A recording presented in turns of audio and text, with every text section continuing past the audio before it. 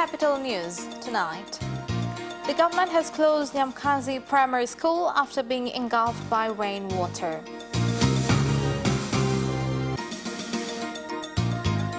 President Samia Suluhu Hassan received credentials from 5 new envoys.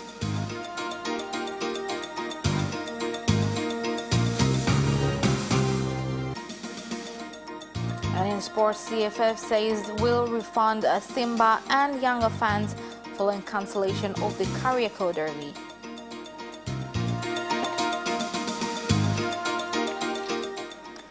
Good evening, this is Capital News at 9:30. My name is Khadija Zimba. First, the national news. The government has closed Nyamkazi Primary School in Bukoba Municipal Kagera region, which has more than 300 pupils after the school was engulfed by water caused by ongoing rains in the region. The District Commissioner of Bukoba District, Deodatus Kinanwilo, has also urged residents to move from areas which are being flooded by water from Lake Victoria. Kutokana na hali hiyo, shule ya msingi Nyamkazi kata ya Miembeni yenye wanafunzi 327 na walimu 9. Wanafunzi na walimu wako katika hali hatarishi. Na sisi kama serikali hatuwezi kukubali wanafunzi 327 na walimu 9 waendelee kuwapo katika hali. President Samia Suluhu Hassan today received credentials from 5 envoys who were appointed to represent their countries in Tanzania. Here's more on the report. New envoys are Ambassador Lebias Taneni Tobias from Namibia, Ambassador Mehmet Gulugulu from Turkey, Ambassador Maris Ornell from Ireland, Ambassador Mark Lombardi from Italy, and Riccardo Ambrosius Sampio Mtumbuida from Mozambique. In the talks, President Samia Suluhu Hassan assured them that Tanzania is ready to cooperate with their countries, particularly on economic and social welfare issues, and that Tanzania has many investment opportunities. Therefore, they should bring investors to invest in agriculture, industries, tourism, livestock and fisheries. On their part, the new envoys assured President Samia Suluhu Hassan that they will support the government in achieving its objective, particularly on economic relations. A Bajaj driver and a passenger were killed after the Bajaj crashed into a train head at the crossing of the rail end road at Modeko area in Morogoro Municipal. Sijui kama kuna elimu au elimu haipo, lakini kama haipo, kwa wazo langu mimi, kungekuwa na alama yoyote au kuna mtu maalumu ambaye anasimamisha kama ni gari au pikipiki kama treni inapita. Vile vile tunaomba serikali tusaidie kwa sababu hiyo ni kona. We are actually calling on the government to help us putting signs because sometimes the train passes through the sharp corner without bowling. Imetokea ajali ya bajaji namba MC 558 CQM. Bajaj with registration number T558 CQM and the driver goes by the name of Silvano Spazzi had knocked train engine with registration number 9004.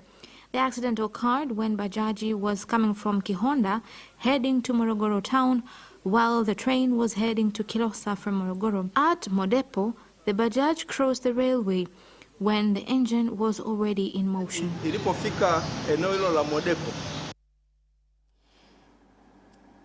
Inspector General of Police IGP Simon Siro has held talks with Chief of Police Force in Rwanda, Commissioner General Dan Munyuza in Dar es Salaam, where they have agreed to continue cooperation on security issues, particularly in controlling border crime, human and drug trafficking.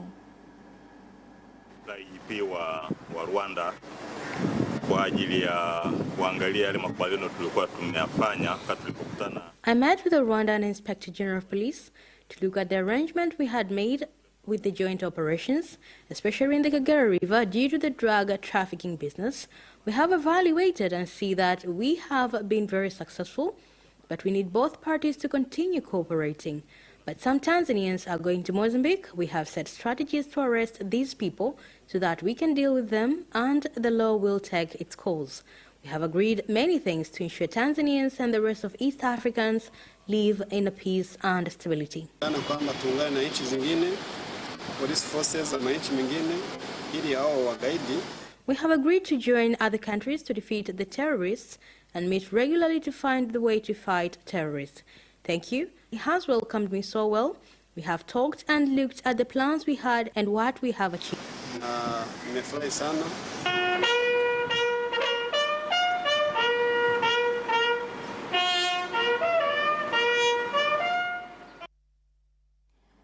The government has said that shortage of edible oil in the country has been contributed by low production of sunflower, palm and cotton oil caused by poor technology, seeds and processing.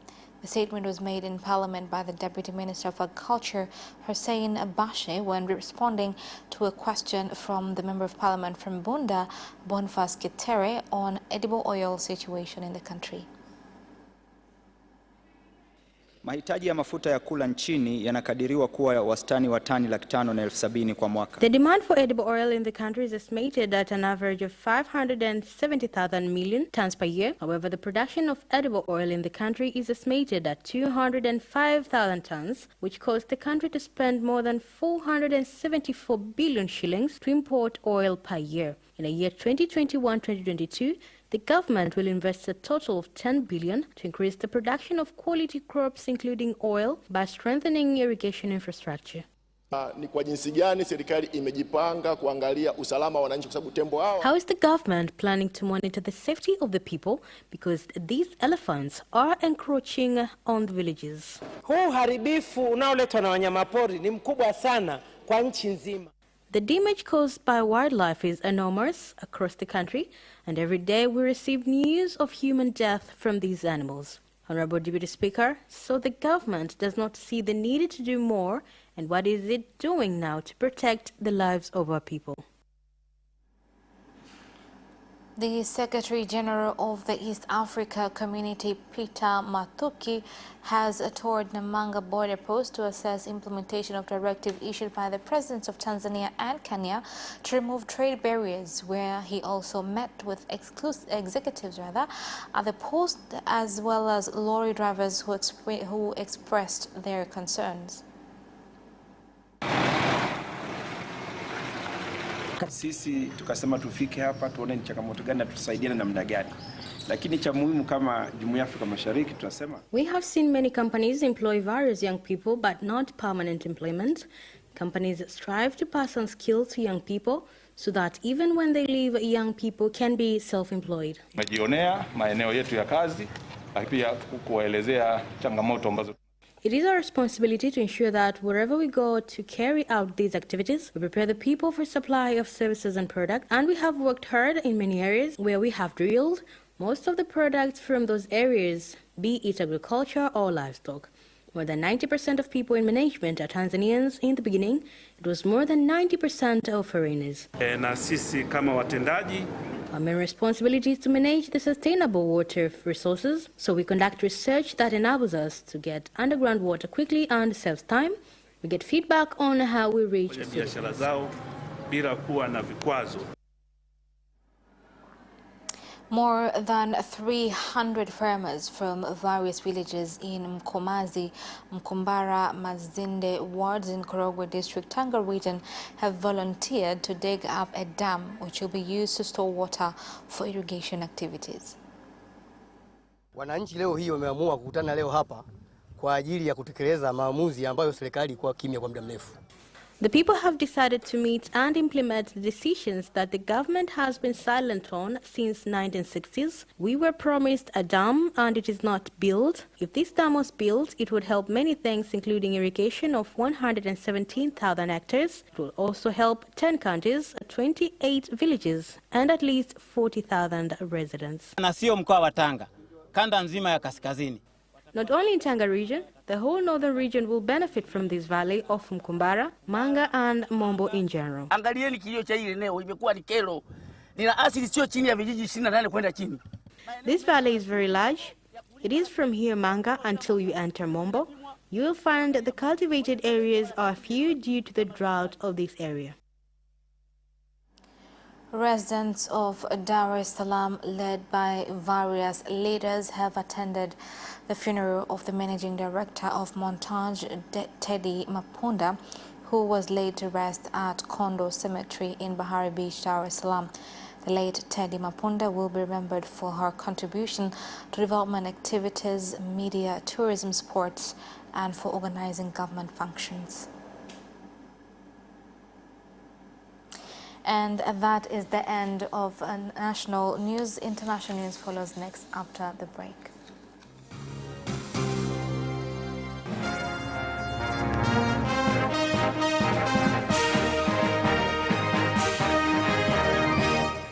Welcome back, and in international news. The government of Uganda has issued a new warning to groups of people planning to disrupt the swearing-in ceremony of President Yoweri Museveni. The warning comes following intelligence reports stating that there are plans aimed at causing chaos in order to prevent Yoweri Museveni being sworn in as President of Uganda. You need peace in the country. We need peace in the country. That is why we have to take stern measures against those who seem to bring chaos by steering demonstrations. No one will dare to jeopardize peace in Uganda. And logically against them.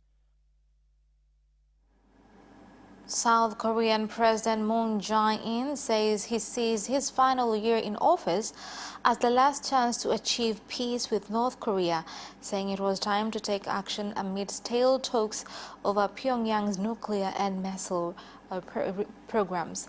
Here's more on the report. President Moon's comment on Monday is in a speech marking the fourth year of his presidency, come ahead of his first summit with U.S. President Joe Biden in Washington on May 21st. The South Korean leader is expected to push the U.S. to seek engagement with North Korea, though Biden has shown little interest in making North Korea a top priority. In Democratic Republic of Congo, new military leaders have been deployed in the eastern regions of Ituri and North Kivu, tasked with the responsibility of restoring peace and security.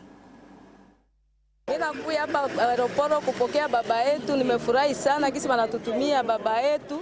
I came all the way to welcome our father. May God continue helping him in movements of restoring peace in North Kivu. Nafurahi kabisa sana kukuwa na governor mwenye banatupatia mwenye. We are happy with the governor. We have faith in him in bringing back our peace and stability in North Kivu. Mani pe na security ya North Kivu, juu North Kivu ilikuwa deja ilishachafuka na ile insecurity. The head of Teachers Service Commission in Kenya, Nancy Macharia, has called for more instructors to get the COVID-19 vaccine. Speaking on Monday during the release of exam results for the Kenya Certificate of Secondary School Education, KCSE, she said 151,495 teachers have been vaccinated as of May 9th. We had 494 teachers vaccinated, constituting 48.9% female and 51% male. It is sad to note that so far we have lost 37 secondary school teachers, including 24 principals, 3 deputy principals, and 10 classroom teachers. Most critically is the fact that we have opened school today, and from what we observed during the COVID pandemic, which is still going on, we realize that our children are safer in school. We realize the critical role that teachers play. Indeed, when His Excellency the President announced that the schools will be opened as scheduled, everybody breathed a sigh of relief, and that shows that our teachers play a critical role in not only the cognitive development of our learners, but in the psychosocial support. We call upon them.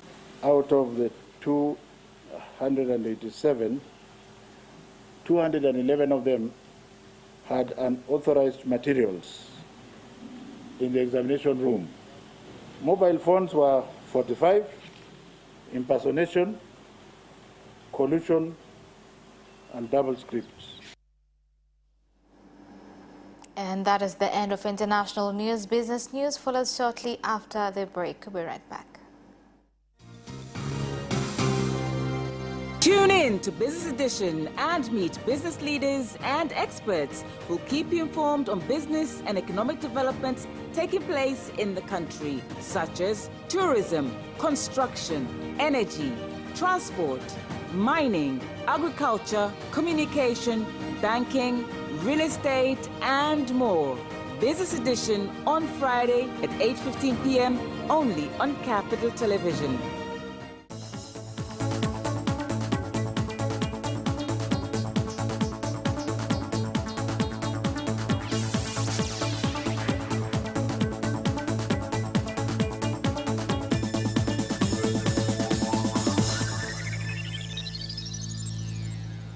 Welcome back, and in business news tonight. Total market value at the Dar es Salaam Stock Exchange has gone up to 304.24 billion shillings, which is a 1.7% increase from 15.358 billion to 15.662 billion shillings between March 21st to April 30th this year. CRDB, DSC na Twiga zilikuwa na wawekezaji kwa kiasi kikubwa, lakini kwa hizi zingine uwekezaji ulikuwa sio mkubwa sana. Na wawekezaji kutoka ndani walichangia karibu 63% ya uwekezaji wote, wakati wawekezaji kutoka nje walichangia kama 37% tu ya uwekezaji katika soko katika wiki hii iliyoishia tarehe 7. National price inflation during April this year increased to 3.3%, up from 3.2% in March due to rise in prices of some food products. Zilizoongezeka bei kwa mwezi Aprili 2021 zikilinganishwa na bei za mwezi Aprili 2020 ni pamoja na ngano kwa 8.9%, nyama kwa 4.2%. Mfumuko wa bei wa bidhaa za vyakula na vinywaji baridi kwa mwaka ulioishia mwezi Aprili 2021 umeongezeka hadi 4.8%. The cotton board in the country has launched the cotton buying season for this year by announcing new indicative prices of 1,050 shillings a kilo for high-quality cotton and 525 shillings a kilo for a low-quality cotton.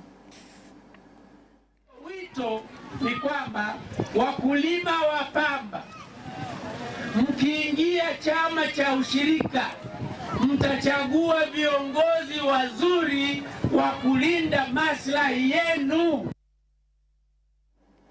And that is the end of business news. Sports news follows next. Away first time, good start from Bolt.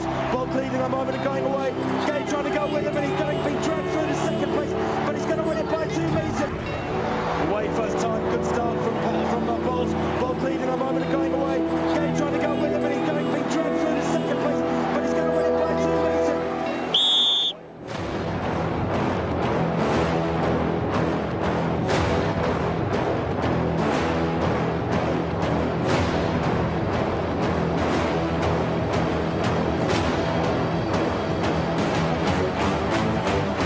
Opposition, Joaquinho, he did lose to Lent.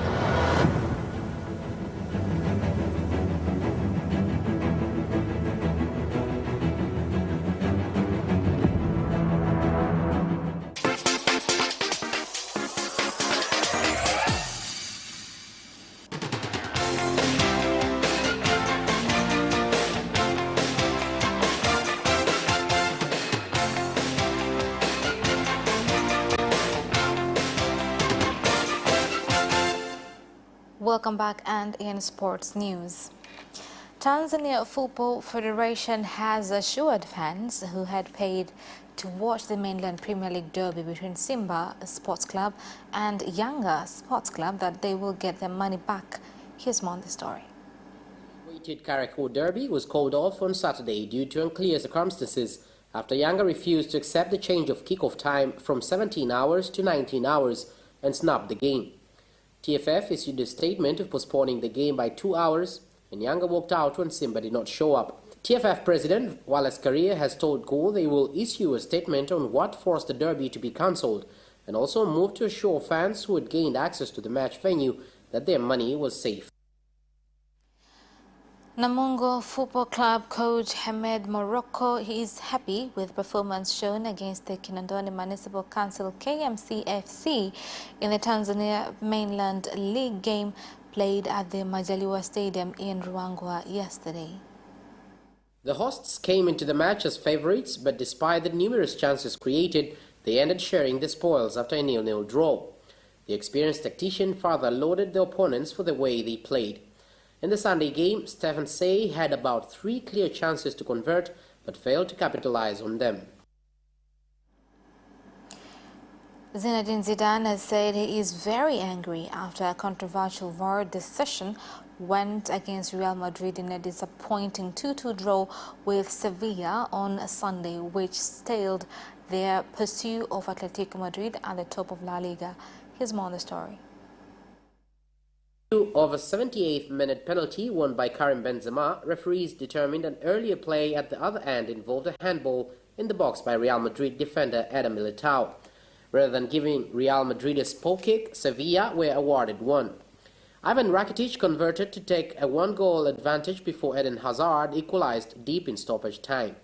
While Zidane had the call explained to him, he said later, "What they have told me has not convinced me."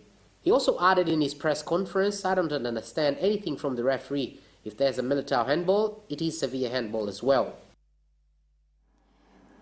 Wembley is being considered as an option for the Champions League final as negotiations continue over moving the showpiece match from Istanbul. Here's more on the story. Talks are taking place between UEFA and the UK government over the final, which is to be contested by Manchester City and Chelsea and due to be played on 29th of May, with the decision expected in the next 48 hours. The government placed Turkey on its travel red list last week, meaning fans cannot travel to the game and are understood to prefer that the match being played at the National Stadium. Prime Minister Boris Johnson said at the weekend it would be brilliant to host the final, and that with 2 English teams in the final, it would be a great shame if fans were unable to attend.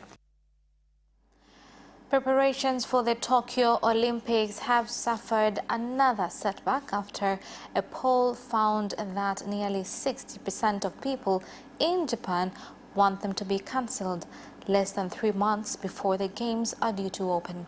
Here's more on the story. Under the state of emergency in Tokyo and several other regions until the end of May as it struggles to contain a surge in COVID-19 cases fueled by new, more contagious variants, with medical staff warning that health services in some areas are on the verge of collapse. The Olympics, which were delayed by a year due to the pandemic, are set to open on 23rd of July, with the International Olympic Committee (IOC) and organizers insisting that measures will be put in place to ensure the safety of athletes and other visitors, as well as a nervous Japanese public. The survey conducted by 7th and 9th of May by the conservative Yomiuri Shimbun showed 59% wanted the games cancelled, as opposed to 39% who said they should be held. Postponement, an option ruled out by the IOC, was not offered as a choice. And that sports item ends our news bulletin for tonight. My name is Khadija Zimbo. Thank you for watching and good night.